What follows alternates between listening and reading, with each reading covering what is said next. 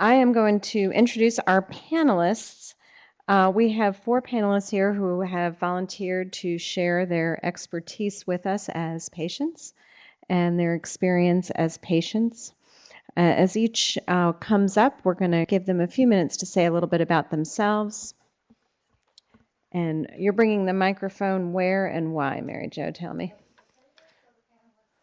Got it. Okay. I didn't know if I needed to hand that over to somebody. I think I'm introducing Shelley first. Is that correct? All right, Shelley. I'm going to actually let Shelley tell us all about herself. And let's see, Shelley.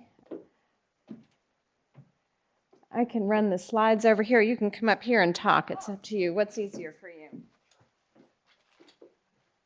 The little green button will advance the slides. Oh, I think there's only one. Oh, well, that's fine. Oh,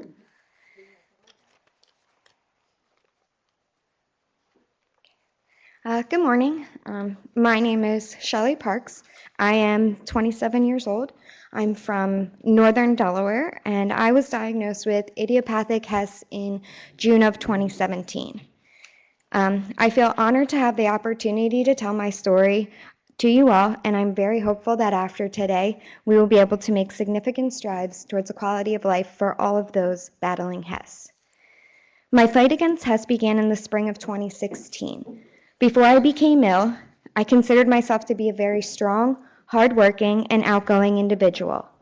If I wasn't working or at school, working to complete my second master's degree, I was in the gym competing at CrossFit competitions, or with my boyfriend out with friends, or in Philly at a Flyers game cheering on our favorite team. As my disease progressed, doing these things became almost impossible. While my symptoms started out as shortness of breath and mild stomach pains, things quickly escalated over the summer. By September, I could barely eat food without being in crippling pain, having horrible diarrhea, and my shortness of breath was so bad I fainted in the middle of a workout. I finally started to listen to my body and went to see my primary care physician. After a big workup from my PCP, I was sent to a hematologist and GI specialist. They determined from labs and a colonoscopy and endoscopy that I was severely anemic due to internal bleeding from huge stomach ulcers.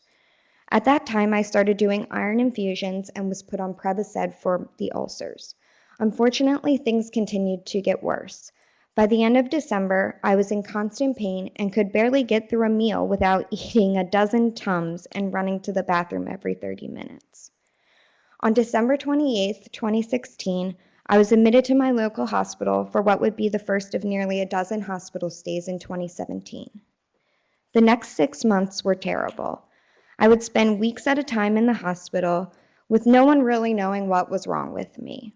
I saw specialists at Christiana Hospital, UPenn, Jefferson, and Hopkins, with several misdiagnoses along the way. I was first diagnosed with possible Crohn's disease, while other doctors at UPenn started me out on treatment for mastocytosis several weeks later. It was not until June 2017, when I met with a GI doctor and an allergist at Hopkins, that I was finally diagnosed with Hess. Obviously, it was not an easy road. I have been through 2 bone marrow biopsies, over a half dozen colonoscopies and endoscopies, hundreds of blood draws, and am currently awaiting another bone marrow biopsy and a spinal tap. Since June, my team of doctors, including my GI doctor, allergist, hematologist, infectious disease, and pain management doctors, have all worked extremely hard to get my disease under control. We have tried several different treatments, including a handful of rounds of high-dose IV steroids, cromolyn sodium, budesonide, and cyclosporin, all of which have not worked.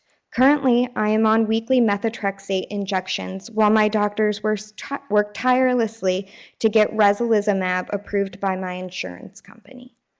Along with the difficulties of finding a successful treatment plan, I have faced numerous complications along the way, including a non-functioning J-tube due to severe allergies to all the formulas, a Hickman line that has been replaced, half a dozen times due to clots, a bacterial and fungal infection, 5 large blood clots in my chest, arm, and lungs, several severe allergic reactions which had led to calling 911, an infected PICC line, horrible rashes that break down the skin leading to infection, and most recently running daily fevers as high as 105 degrees. Because my disease has continued to progress over time, I am now suffering from organ damage, including severe damage to my GI tract to the point that I have been NPO since June 2017, and on TPN since January 2017. Lung damage, causing my lungs to only absorb 53% of the oxygen that my body is taking in, and severe short-term memory loss from what my doctors believe to be caused from eosinophils in the brain causing inflammation. If you had asked me 3 years ago where I would be today, I would have never guessed in a million years that I would be battling a life-threatening disease and fighting for my life. Before I was sick, I had a great job, just started my career, and I had finished my second master's degree and was in the best shape of my life. Today, at age 27, I spend most of my time at doctor's appointments, in and out of the hospital, and consistently fighting to live a healthier life. I'm very hopeful that after today, life will become much easier for all of us suffering from hypereosinophilic syndrome. Thank you. All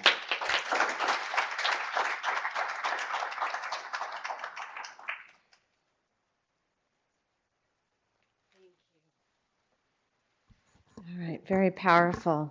Tina, did you want to say a few words?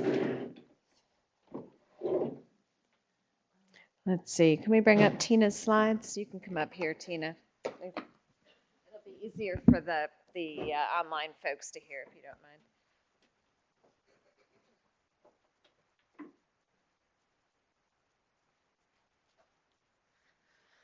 Good morning, and thank you all for being here.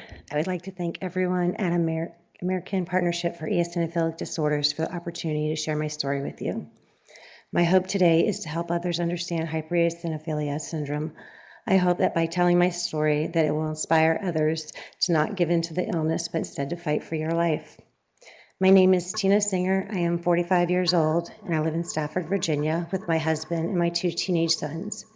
I began my journey with HES over 20 years ago. I was not a classic textbook case of HES, which delayed my diagnosis. My journey started when I was admitted into the hospital several times for uncontrollable vomiting. The only thing that was noted was my high levels of eosinophils. The doctors concluded that I must be allergic to something I am eating. I saw an allergist and I had no allergies of any kind. The following year, I had several digestive problems affecting my intestines. This issue landed me in the hospital again. I was diagnosed with irritable bowel syndrome and was referred to a GI. I had a colonoscopy with biopsies. My results from the biopsy show that I had eosinophils in 3 layers of my intestines. I was diagnosed with eosinophilic gastroenteritis. No treatment was given. During the 3rd year, I began to have breathing difficulties, horrible migraines, and pain in my legs. I saw an allergy asthma specialist and a neurologist. The results were peripheral neuropathy in my legs, several lesions on my brain, occipital neuralgia, high protein levels in my spinal fluid, moderate leakage in my mitral valve and tricuspid valve with thickening of my valve walls of my heart. The diagnosis of multiple sclerosis was discussed, but was not officially diagnosed with MS. My GI did an endoscopy and found eosinophils in my esophagus and my stomach. He sent me to a hematologist who diagnosed me with lupus in 2000. I was on high doses of prednisone for 5 years. During those 5 years, I had a beautiful son named TJ. My weight before getting pregnant was 105 pounds. My weight at the end of my pregnancy with prednisone was 225 pounds. It was a 26-hour labor. The day after I was released from the hospital, I drove myself back to the hospital. The doctor said that I had severe pulmonary edema and was going through heart failure. He gave me Lasix to get the fluid out of my body. I leaked a large amount of fluid every 2 to 5 minutes for 5 days. It's the worst thing I have ever experienced in my life. I was living in California at the time of my pregnancy. We came back to Virginia so my mother could help me with my son and the many things I could no longer do for myself. I found a great immunologist, Dr. Lawrence Schwartz, at VCU in Richmond. He changed my lupus diagnosis to HES. I got pregnant with my second son, Christopher. The doctor had to use Pitocin to speed up my labor to avoid heart failure again. A week later, I saw my cardiologist and I had heart failure again. By that point, I had heart failure 7 times. In 2005, Dr. Schwartz got me accepted into an HES test study that was leading at VCU, being led at VCU. I was treated with an infusion of mepolizumab every 1 to 2 months. Today, my blood eosinophils remain low, but my organs continue to have large amounts of eosinophils in them. Extreme fatigue is the hardest thing I deal with every day. Today, I have my 2 handsome teenage boys who have been the blessing in my life. I've owned a dance studio for 10 years now, where 250 families attend. I've been dancing for 42 years and teaching for 27 years. I currently teach dance, judge for several dance competitions, and I teach dance to children and adults with special needs. I force myself to get out of bed every single day. I know that when I decide to stop being active, that my illness will take over. I refuse to give in to my illness and to allow my illness to determine my death. I will fight it until my last breath. Thank you.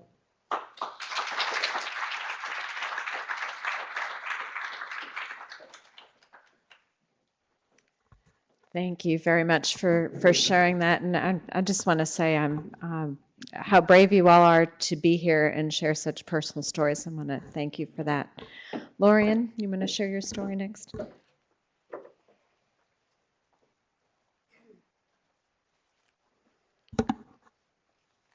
Hi, good morning. I was hoping I was going to be tall enough to use this thing. I think it's going to work out here. First off, I want to just thank the doctors out there for doing this research. I had this I got diagnosed with this when I was 9 years old, so I think that was 1990, and nobody knew anything. And when you experience that as a patient, you just feel so just not cared for, or like that you're not important because they don't know. So for those doctors that actually specialize in this, just thank you.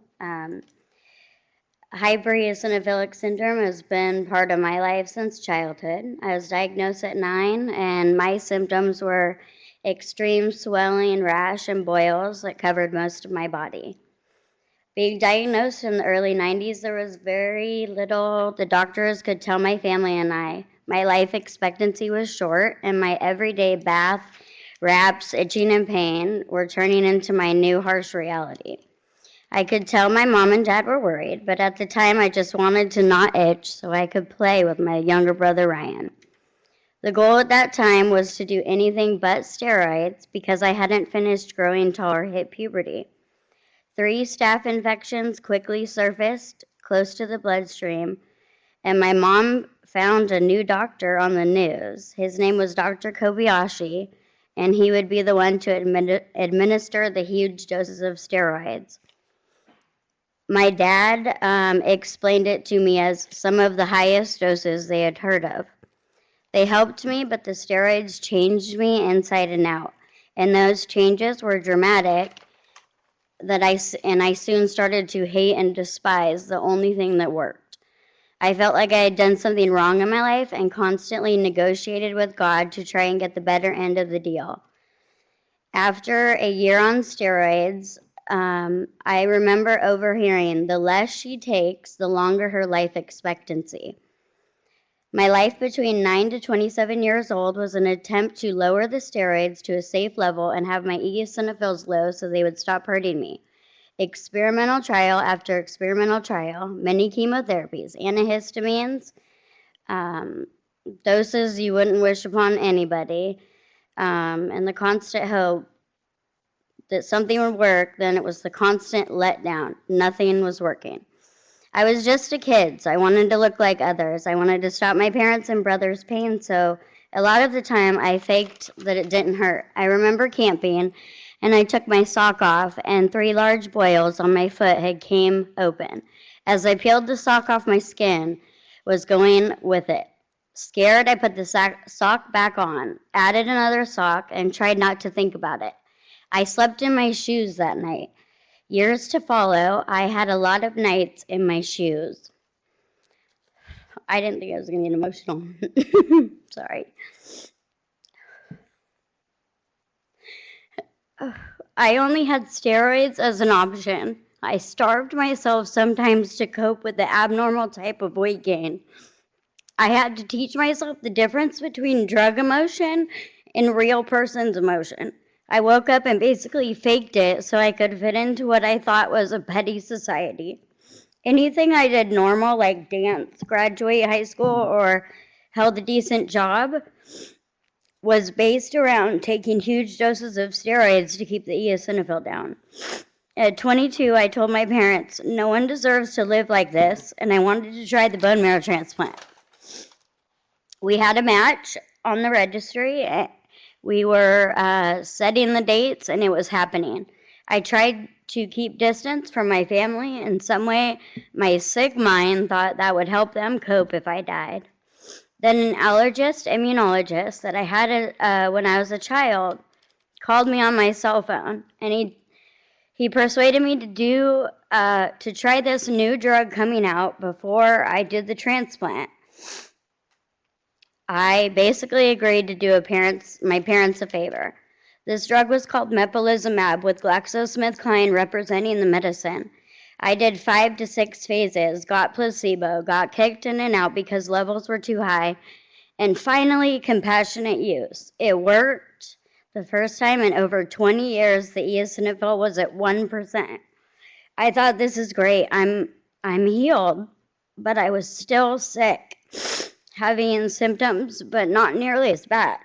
A new doctor came on, Dr. Lawrence Schwartz at VCU, the chair of internal medicine, and he's the one that gave me the exact type of HES because he found a T-cell abnormality. I was now diagnosed with lymphocytic hypereosinophilic syndrome, and he started me on cyclosporine with the Mepo. My life was changed. I was adjusting to a better life. I feel like I owe this man everything. Everything I could offer him. But then the battle to get the mepolizumab came. I moved and didn't get it back. Ended up losing central vision in my left eye. The study just let me go off of it. My eosinophils remained at 30 to 40% for almost 6 months straight, and Dr. Schwartz, again, was the one behind me that fought them to get it back. I recently just moved to the area from San Diego, and I just got the news that they can't get the medicine here, and so we are booking flights to San Diego now every 4 weeks. My life's a constant battle of benefit versus risk. My bones are deteriorated from the steroids. And, steroids are my rescue medication. They're not an option anymore. The interferon did work for me, and I take that every week still. And I take the cyclosporine, and they test me for T-cell leukemia every 4 weeks, and that's it. So.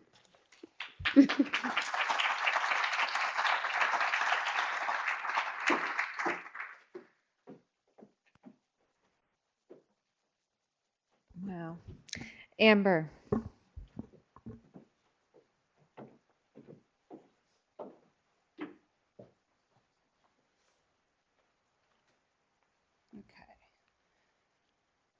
Good morning, everybody. My name is Amber. I'm 39 years old, and I'm from Folsom, California. I just flew in last night, and my arms are exhausted. I'm really excited about being here today to speak with you all. Obviously, we all know that HES is a really rare condition, So I felt it was important that I be here to share my story. As far as I can tell, my journey with HES began the summer of 2015. I was suddenly struck with asthma while we were visiting high elevations, and it only seemed to get worse when I drank alcohol. I hadn't had asthma in over 20 years, so this came as a surprise to me. When we got home, I decided to visit urgent care because a cough had developed and I was concerned. I was prescribed antibiotics and inhalers. While the inhalers helped, my symptoms continued. Hacking cough, sometimes producing a mucus plug, and constant wheezing. A full night's rest became few and far between. I was no longer able to exercise or lead an active lifestyle. As a portrait and wedding photographer, this greatly affected my business. As a wife and stepmom to 2 active teens, this greatly affected my day-to-day life.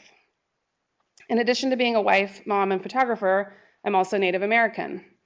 I received notice of medical benefits from my tribe in late 2015 and started seeing a new doctor. I was diagnosed with allergies and was prescribed everything my doctor could think of to help. I had x-rays of my lungs to check for pneumonia and bronchitis, yet no blood test was ever taken. When my doctor became stumped, he sent me to an allergy specialist. I had a breathing test and sputum test done. Somehow the order for blood work was overlooked. I continued to have flare-ups with short stints of prednisone prescribed in between. The prednisone would allow me to feel good for about a month. Then once again came the fatigue and cough, loss of work, and lack of sleep. In May of 2016, I finally got that blood test. However, due to a change in my primary care physician, I never got the results. 2 months later, I reached a breaking point. I couldn't breathe, I couldn't stop coughing, I went to the ER. I was given a breathing treatment and a steroid shot. X-rays of my lungs showed pneumonia, and I was sent home with more antibiotics and prednisone. 10 days after that, while on vacation, I experienced fainting, nausea, hot and cold flashes. I attributed it to a withdrawal from steroids. We were on vacation and I didn't want to slow anybody down. The day after we came home from vacation was very stressful. I'll spare the details on that. But by that evening, I had what felt like a migraine in my neck. I knew something was wrong, and as I walked into the bedroom to tell my husband, I collapsed on the bed. When he turned me over, he saw what looked like a seizure. I suddenly awoke, vomiting everywhere. And while I attempted to get to the bathroom, I passed out again. I woke up on the bathroom floor vomiting. He was on the phone with 911, and I insisted that he hang up, let me take a shower, and drive me to the ER himself. I will never live that down. I've been scolded many, many times. But I was concerned about the cost of the ambulance to the hospital, and I also didn't want my kids seeing me leave the house on a gurney. So I cleaned up, hugged my kids, and told them I'd be home soon. I walked myself into the ER while my husband parked, and during this time, another episode, as we came to call them, came on, and my husband alerted the staff that he thought I was having a heart attack. During my triage, I passed out and woke up vomiting several more times. Once stabilized, I was transferred to the cardiac ICU of another hospital. No one knew what was happening to me. My blood pressure and heart rate were at death levels. Too young to be a heart attack, they said. CT scans showed what looked like cancer everywhere. Obviously, we know now it was the damage that the eosinophils were wreaking on all of my organs. But at the time, they told us, gather friends and family because I would not live to see Christmas. A liver biopsy was performed to confirm the diagnosis. While we waited 3 very long days, my eosinophil results came back and they were at 45%. When the liver biopsy came back negative for cancer, I was finally diagnosed with HES. Just to make sure, a heart biopsy and a bone marrow biopsy were also performed. And I spent a total of 8 days in the hospital, including my stepson's 16th birthday. But I was so relieved that I didn't have cancer everywhere that I didn't care what HES was. We celebrated. I was told it's rare, don't Google it because there's been no updated information in 10 years. And they had no idea how it happened to me. I was told you're going to take prednisone for 3 to 6 months, you'll taper down, and you'll go on with life as normal. Obviously, that was not the case. Each time I tapered the prednisone, the eosinophils went up. For a year and a half, I was on a roller coaster of prednisone doses and EOS counts and depression. I gained 20 pounds in 3 months. I was desperate for help, so I started to see a naturopath doctor to see if they could do anything. I was put on supplements to help protect my body from the side effects of prednisone. I had finally had enough, so I Googled it. That's when I found APFED. I was able to connect with other patients and learn of other treatments. I brought this information to my doctors, and my allergist agreed that I needed to try Nucala. My hematologist told me I'd never be approved because of the HES diagnosis. However, my allergist was able to reword some documentation, and my insurance approved the Nucala for me. Within 2 months, I was off prednisone. My eosinophil counts became stable. This was last November. I have lost almost all the weight I put on from the prednisone and have been able to return to an active lifestyle. But because the cost of Nucala is so expensive, I'm still looking into other options. However, I'm thankful to have a treatment that works and allows me to be an active wife, mom, and entrepreneur. Thank you all for having me today.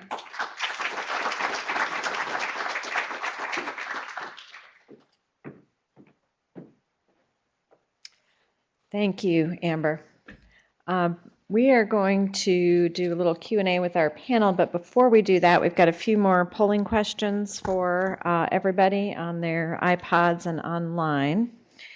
And these relate specifically to the types of symptoms that you experience from your hypereosinophilic syndrome. Check all that apply.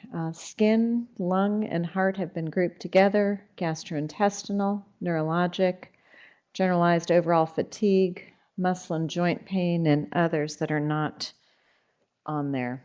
And get my stopwatch out. That one might take more than 15 seconds.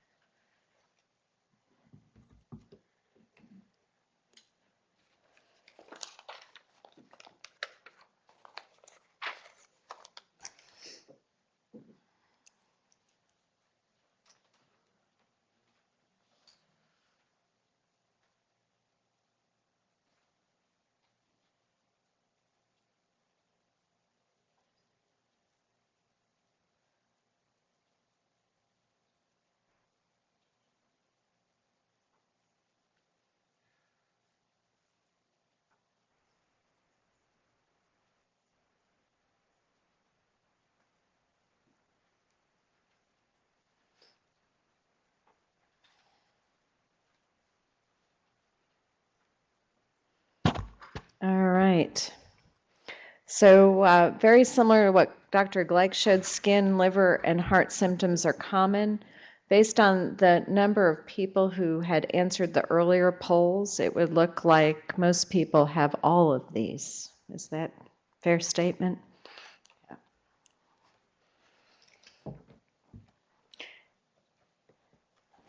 All right, the next question is very similar. Which of the following symptoms have you ever had, even if they're currently gone with treatment?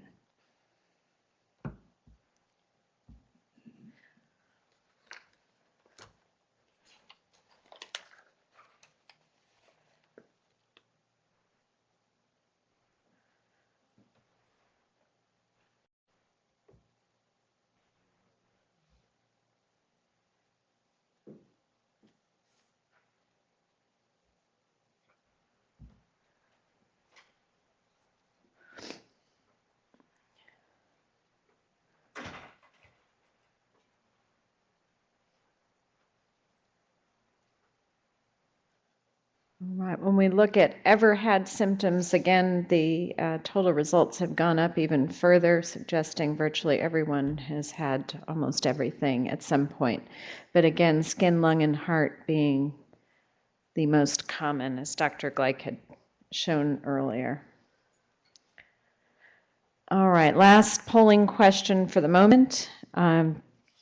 Of all the symptoms that you have had, which three do you consider having the most bothersome impact on your daily life? So you can choose up to 3, but no more than 3.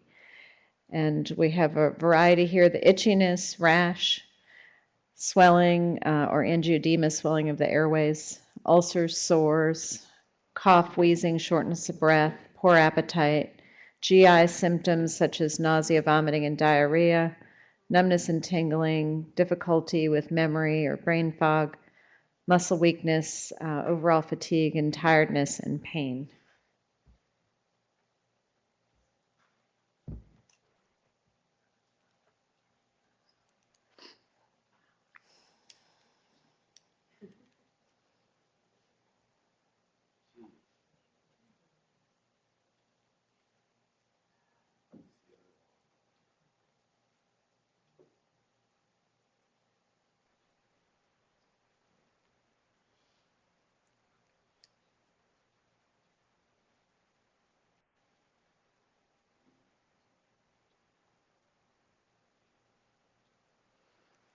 All right, very interesting. So, while most people have skin problems, perhaps the most troublesome is the fatigue, tiredness, shortness of breath, and respiratory symptoms, as well as memory symptoms. All right, and I lied when I said that was the last question. There's one more.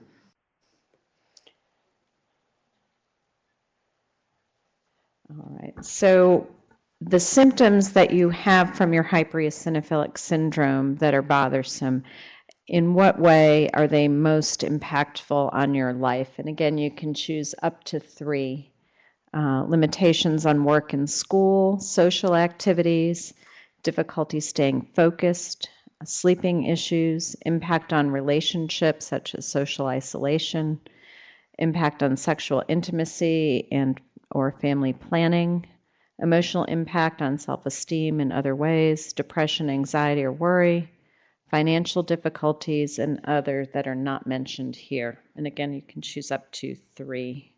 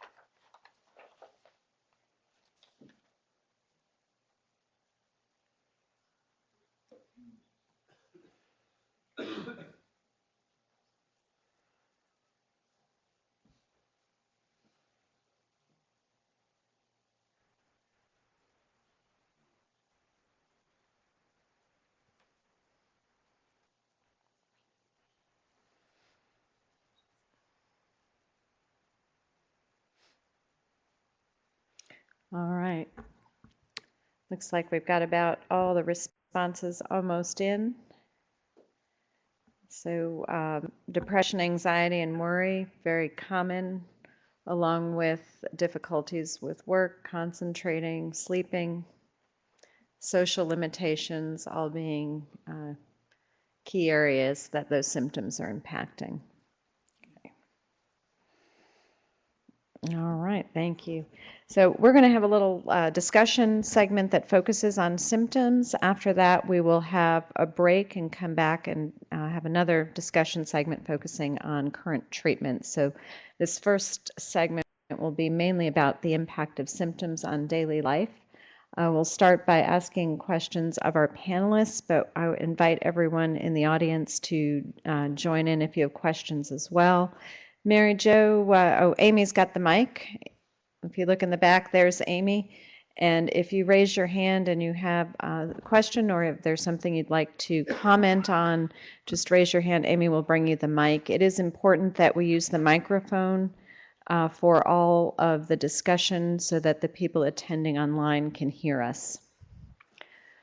So I'm going to start with our panel first, and the mic's in the middle. We can go left to right, right to left, middle to sides, whatever you guys want to do. So tell us how hypereosinophilic syndrome has affected your ability to either work or go to school or both. Let's start with Shelley. Okay. Is it on? Yeah, it's on. Okay. For me, has affected both my work life and my school life. Fortunately, I had just graduated with my second master's degree December 2016 before I became extremely ill. I actually missed graduation because I was in the hospital for a 22-day span of time. And since I became ill, I have been out of work since December of 2016 as well. I am hopeful that I'll be able to go back to school to get my PhD once I'm healthy enough, though. Since I teach dance, it's very difficult with the pain.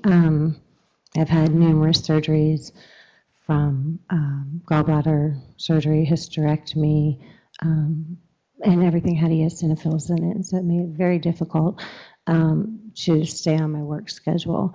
It's also, sometimes I have to teach from a chair rather than standing up and demonstrating or even trying to demonstrate. So it's been very difficult teaching. I would say I'm definitely affected in both areas.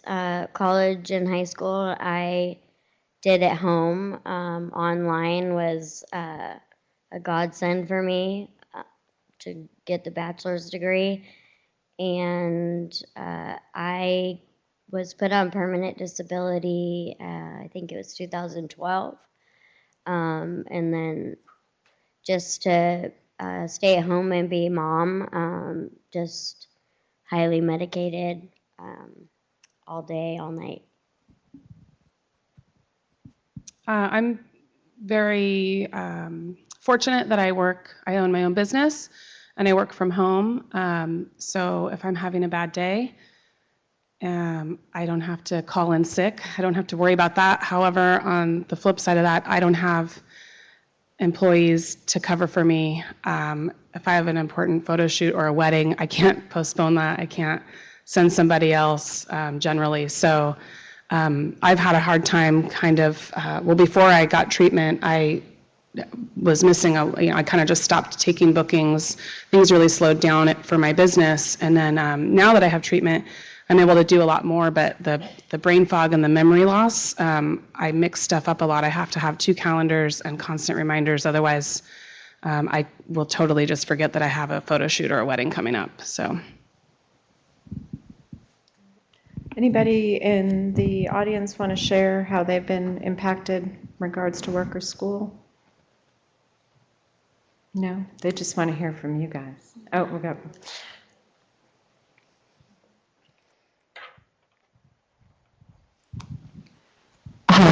My work is being a stay-at-home mom, and I gave up my career early on when I had my first, but we've made the decision this year both of my older girls will be at boarding school for probably the rest of high school, just me not having the energy and with the memory loss and brain fog to be able to fully support them at home. So that's probably the biggest change, where before my whole focus was the PSA and volunteering and doing stuff like that at the kids' school and wanting them home to raise them. Thank you. Amy? Thank you. So my 14-year-old daughter is the patient with HES. She wanted to be here today. She had to stay in school. This has impacted our family tremendously. She's missed a great deal of school over the past few years. I have my own business. Fortunately, I have employees, but I'm 53, effectively semi-retired, so that I can become the primary caregiver for her. And same stories, endless doctor visits and treatments and so forth. Certainly, a significant impact and cost as well. Anyone else? So we're hearing significant impacts on ability to function in parent role and at work and at school. Are there, back to the panel for a minute, any specific activities that are important to you that you cannot do at all? So things that were important to you that you used to do or wanted to do that you cannot do because of your hypereosinophilic syndrome? So for me, before I became ill, I was an exercise enthusiast, to put it lightly. I competed in local CrossFit competitions, and the gym was kind of my stress relief, my place to go, to let everything go. But unfortunately, my HES has limited all activities in the gym. There are days where I am unable to take my dog for a walk because either the pain is so bad or I am running back and forth to the bathroom so much that I don't think I'll be able to make it for an entire walk without having to go to the bathroom. Extracurricular activities have been completely limited by my disease. I was a professional ballet dancer before I started getting ill, and I continued to try to dance through it, but that did not last very long. This may seem minor, but the things that I really wish that I could do is go bike riding with my boys. I can't do that physically. Too much energy exertion, and even going to a theme park with my children and my family, walking through the park, I would have to sit down, and then I'd just have to go to sleep. And there are days that if I pushed myself too hard, then I'm out for 15 to 20 hours of sleeping, just getting tired all the time. Running was definitely an outlet for me, and that had to stop. I think it was 2012. And if I do want to run, I have to take a narcotic pain medication. I was also really active before I was diagnosed, but while I was going through suffering the symptoms without knowing what they were and having the asthma come on, I went from working out 4 or 5 days a week to 0. I couldn't even make a jog or anything. So I went from being really active to totally not active, and then obviously with that comes the weight gain, and you start to feel pretty terrible about yourself.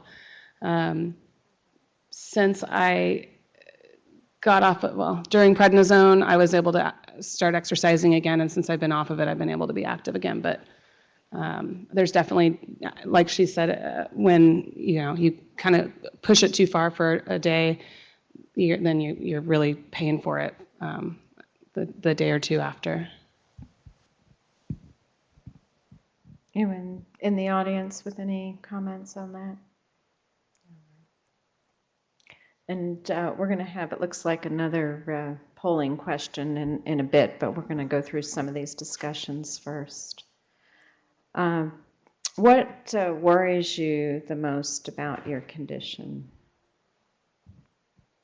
For me, it's dying young, dying soon. I can still consider myself to be young, and the more I learn about this, that's my biggest concern, is leaving my family before I should be going.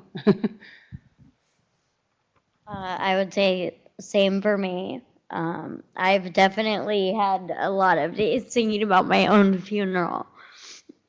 So especially younger. So just the dying thing it's an everyday thing for me.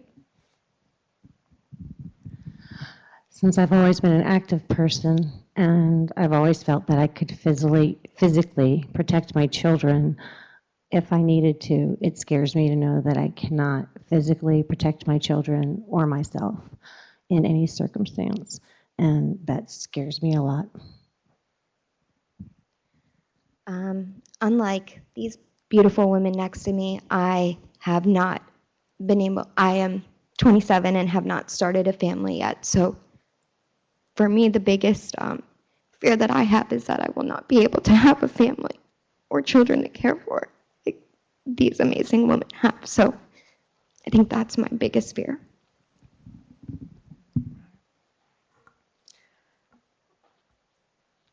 I'm going to take a little break, and we're going to go to this polling question here, and then we'll get back to our panel. I'm sorry, this is not our polling question. I'm so sorry. See, I have brain fog too, but for different reasons. All right, sorry. Give you a little break. Any audience comments on impact or fears?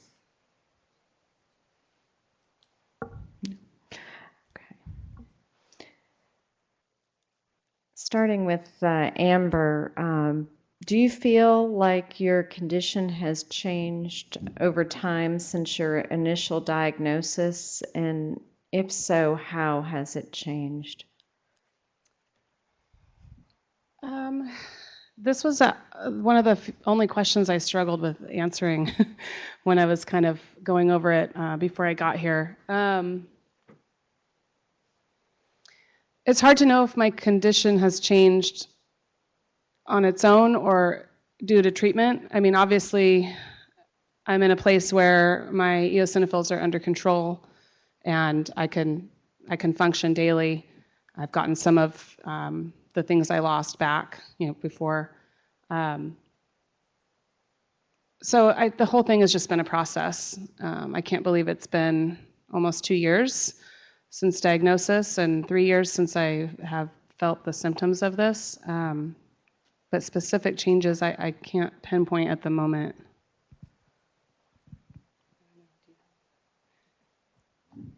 I would say just the progression symptoms. You just feel like you're getting old a whole lot faster than people that are your age. Just a lot of different pain that you feel like you shouldn't be having yet. And I know that with mine, like there's a mast cell disease kind of forming now, and just different, it's called the tryptase level is now at a constant high.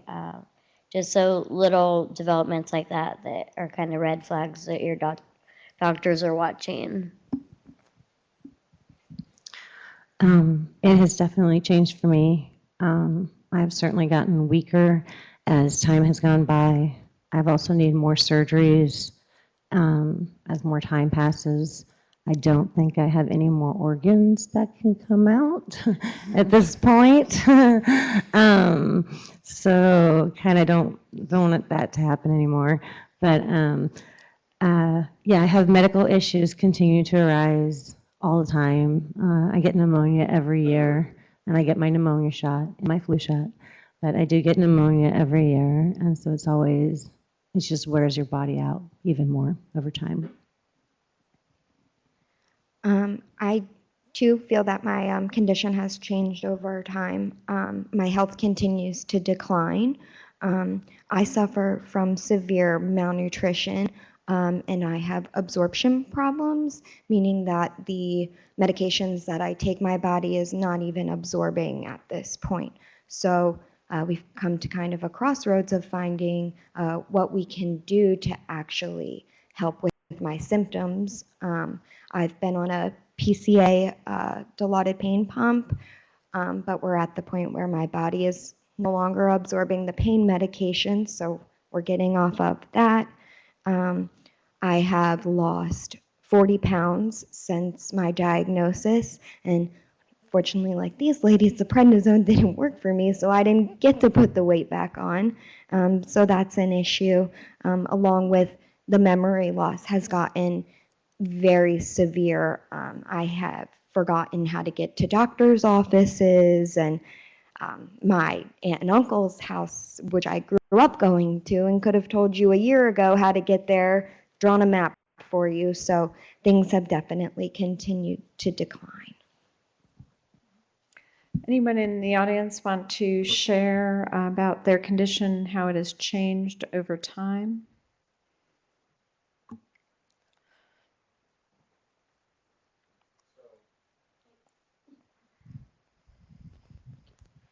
So my story is a little different than what I'm hearing. It's actually a story about my son who was diagnosed 4.5 years ago. And maybe I'll use the theme as more of a story of hope. Sure, he suffered, and when he almost died 4.5 years ago, I argued with God, and that doesn't work, by the way. And he went through a lot of different drugs that did not work, and he suffered side effects from that. But 26 months ago, he went on Nucala, and it changed his life. Changed his life and changed the life of our whole entire family. And I guess the message I'm going to say is, if the right treatment is available and if you can find it, it is life-changing. And I'm struggling to hear what the people on the table said, that they can't get the drug. And I don't know if this is the appropriate place to ask this question, and that is, why can't you and why can't you? And I know we've gone through some insurance, and right now we're thankful that he is able to get the drug and insurance is paying for it. But I know there's other drugs that may be available, but I can just suggest that, and I struggle with, why can't we get these people the drugs that are going to change their life like it did for my son? And I sit here and I'm just struggling with, oh, I don't want you to suffer anymore. And so how can we move forward with either Nucala or benralizumab or other drugs that we're going to hear about today? And maybe that's why we're here, is to take a look at those drugs that can be life-changing, because you guys shouldn't be suffering like you are. Yeah, do you guys want to comment on why it's been difficult to get the drug? So currently, right now, my doctors are trying to get resolizumab for me, Syncare. I do not suffer from the typical asthma symptoms that patients who get resolizumab would normally have. My doctor has petitioned my insurance company 5 times now. They've applied for an emergency dose. I can't even get the emergency dose, which is simply 4 doses of the medication for 1 month. I have a great primary insurance and I have Medicaid as a secondary, and for some reason, my doctors have fought tooth and nail for me to get this drug, and I just keep getting turned down.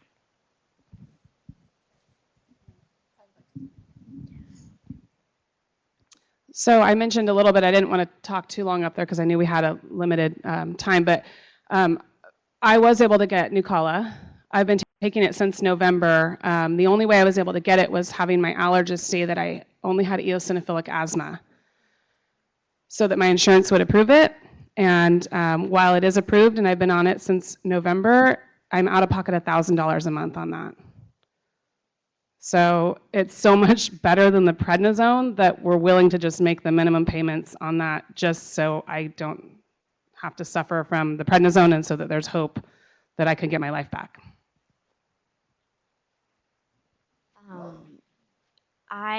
My battle with the mepolizumab, I mean, I started on the studies, I think it was 2003. In the very beginning studies, I got 750 milligrams every 4 weeks. They kicked me on and off the studies. In my opinion, it was just a joke why they were kicking me on and off. And it would take me 3 months to not have it, and my eosinophils would be like 50% of the peripheral blood.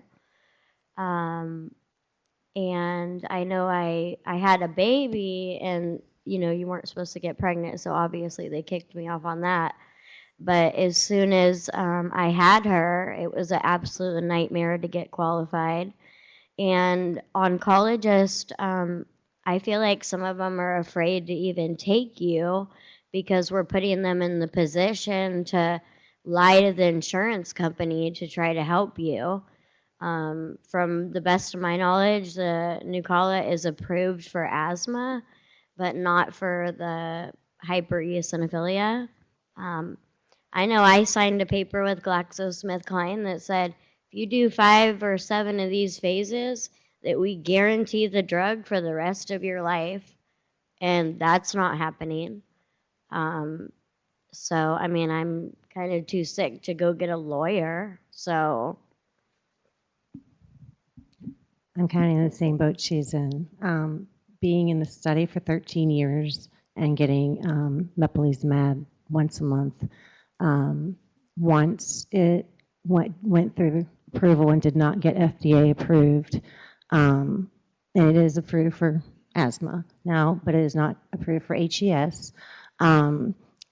GlaxoSmithKline and the doctor have the right to reduce your level of medication that is given to you. At the same time, they can also extend to 2 months, 2-month increments of when you get your medication compared to 1 month. And that's happened multiple times to me as well. Quickly to add, these ladies have mentioned that they've been in trials. I can't even get approved for a trial because every time we try and get into a trial, they tell me that I'm too ill or my counts aren't high enough, or now they're too high, and it's just been one excuse after the next after the next. So I can't even get a trial dose of the medication at this point.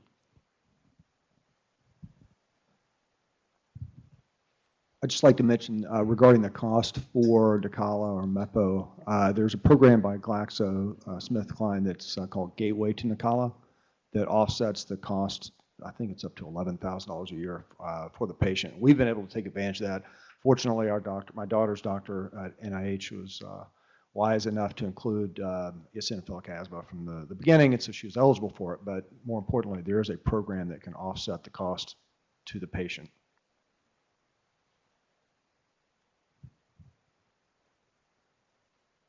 Hello, everyone. I feel so bad listening to these ladies, but I want to tell you, you can go to hell and come back.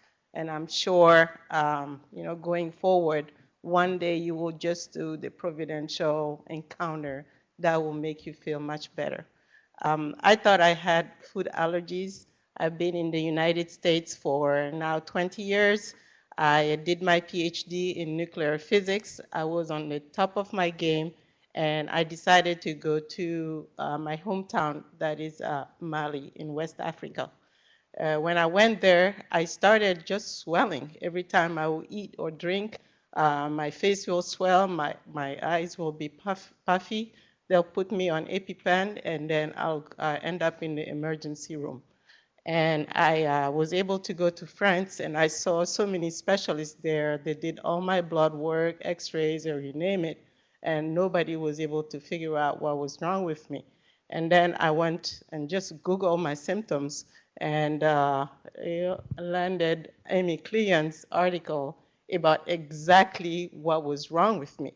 And I couldn't believe it, and her email was right at the bottom of the publication, and I sent her an email, and I was sitting in Nouakchott, that is Mauritania, Nonoland, and I got my reply back from her 5 minutes later. And that was the turn for the best for me. When I came here, I was very sick. My feet were so swollen that I couldn't put my legs in my feet in my shoes. And then they took me to NIH. They did all the blood work. They did the x-ray. They did the bone marrow check and everything. And my count was at 17,000 at the time. And I really thought I was going to die. And within a few months, they were able to say, you have idiopathic HES, but I think it's easy to treat. It's not easy probably to figure out why you have this condition. Today, I've never been feeling so better. And every day I send Amy a picture of me doing something so fun. I got my self-esteem back. I love my husband more than before. My kids are just looking at me and saying, you've never been this great. So after all of this doom, I tell you, ladies, there is a light out there, and I'm sure you're going to feel better. Thank you. All right, thank you for those words of wisdom and hope.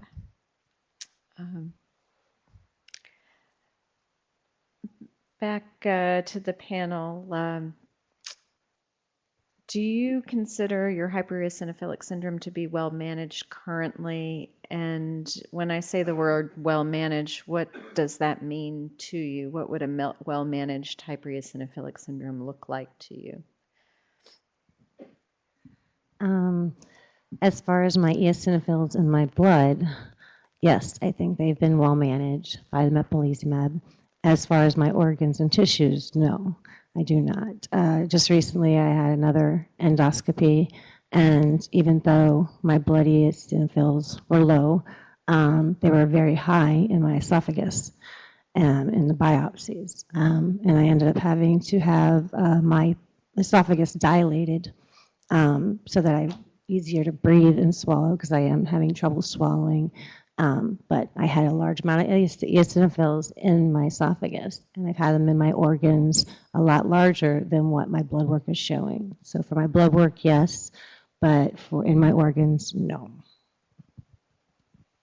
I'm kind of the same. My peripheral eosinophil counts are kind of all over the place. Right now they're down, but my biopsies show extremely large amounts of eosinophils. I've had my esophagus dilated 3 times. I've had my terminal ileum dilated twice. I still suffer from those issues. My GI symptoms are horrible. I'm still unable to eat a full meal. It's been almost a year and a half. When I was first diagnosed, I had 9 food and environmental allergies, and today I have 32 food and environmental allergies. So even going to a restaurant at this point is scary because I will have allergic reactions to smells in the air at this point. So it's difficult to even go out and enjoy the company of my family. So.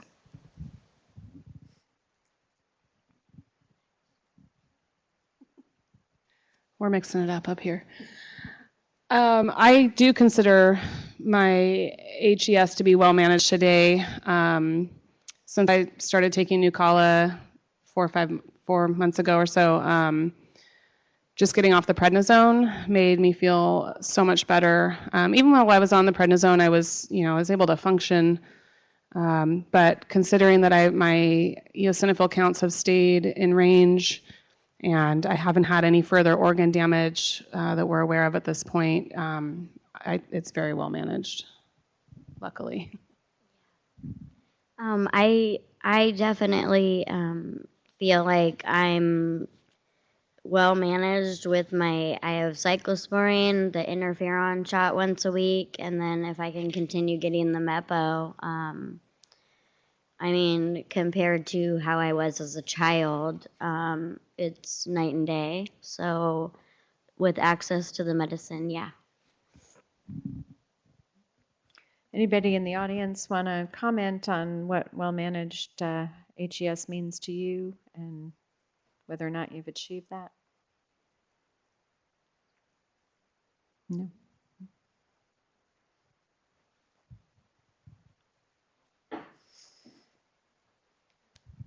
Hi, I have Glyke syndrome. Thank you, Dr. Glyke, for the diagnosis, and thanks to Dr. Cleon and Dr. Corey. I feel like I'm well managed on a daily dose of prednisone. So yeah, it's been night and day as far as getting diagnosed and getting on that daily dose of prednisone. I can function at work. There are some times when I do have breakthrough flares and have to miss a day or two of work, but other than that, I can push through, and it's like, oh, I have my life back. Looking forward to one day coming off the prednisone. We all know the bad effects of that. So, yeah, well managed, and thanks to the NIH and Dr. Glyke.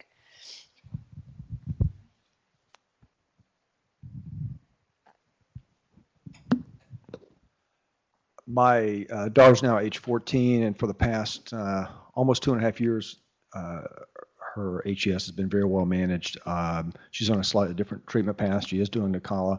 She had been on prednisone for 5 years, got off. She's on Nucala, and she's doing some other treatments. Her condition is a little bit unique from what we've heard so far.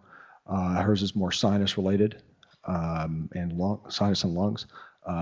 But she's, for the past 2.5 years, had a very normal, healthy life and is able to manage the symptoms and function.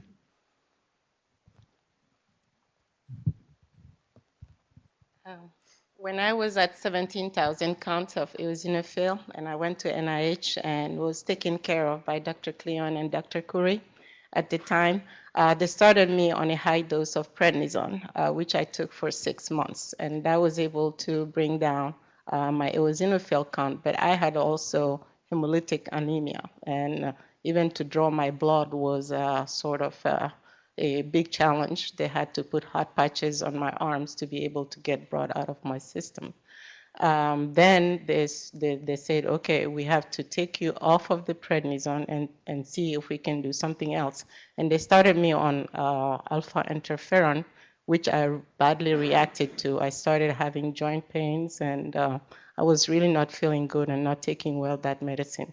So they changed it, and they tried me on rituximab. So I was having 6 months infusion of rituximab every 6 months for 2 years, and I was pushing back because I said, well, maybe we should see if I'm in remission and then go from there. and it really brought my eosinophil levels to almost the normal, and now I'm off of all kinds of medication. I just take vitamin D and calcium, and that really is great. Thank you. I just wanted to add to what she said. I as well am severely anemic. My hemoglobin levels get as low as a 4. So for me, it's to even get an IV in, they have to do it ultrasound guided. So drawing blood and all those things is nearly impossible unless they use one of my central lines, which I figured out that not everyone uses a central line, unfortunately. So I don't feel like my HES is well managed. So to be well managed for me would just to be able to get out of my house and back to work part-time and maybe off medications one day, like you said. So.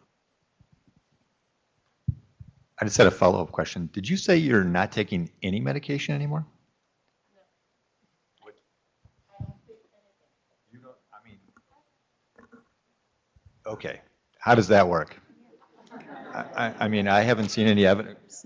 Okay. So the question for those listening online is, how did one of our audience members, how was she able to come off of all of those medications after being so ill? And So- Dr. Cleon is going to answer. I'm going to answer because I don't want people to get the wrong idea. So over a long period of time, and I'm sure Dr. Gleich has seen this as well, we occasionally have patients like that one who go on a medication. Sometimes it's interferon, sometimes it's rituximab, as in this case, and they go into remission, and that remission is permanent. We've all seen patients like this. It is very rare, and you have to be very lucky to be one of those. I would also say that it's not that she was on rituximab and you should all go on rituximab. Different drugs work for different people. I'll try and address that in my talk later this afternoon. In her case, she happened to be very lucky that that drug did what it did and she's in remission. What are the chances of her disease coming back? So that's also an unknown. I can say that most of the people that we've seen that have gone into this kind of complete remission after therapy and have sustained it for more than a year, very few of those have then relapsed, but it can happen. So it's a big unknown. Are there any indicators? Are there any indicators? I'm repeating your question for the online audience. Are there any indicators that is unique to her? I mean, there's a lot of variance to HES, so no. There are some.